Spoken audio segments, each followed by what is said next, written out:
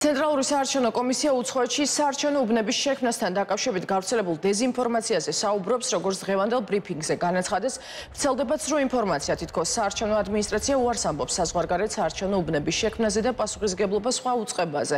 ამ შემთხვევაში საგარეო საქმეთა სამინისტროზე გადააქვს. საარჩევნო ადმინისტრაციის განმარტებით ის არ დაუშვებს ამორჩევლის შეცდომაში შეყვანის მცდელობებს და უზრუნველყოფს მათ ინფორმირებას ყველა იმ წესის, ვადისა თუ პროცედურის შესახებ, რომელსაც კანონმდებლობა განსაზღვრავს. საარჩევნო კოდექსის თანახმად სხვა სახელმწიფოში საარჩევნო უბნებს ქმნის ცესკო არჩევნების დღემდე არაუგვიანის 30 დღისა საქართველოს საგარეო საქმეთა სამინისტროს მონაცემების საფუძველზე არანაკლებ 50 და არაუმეტეს 3000 ამორჩევლისთვის.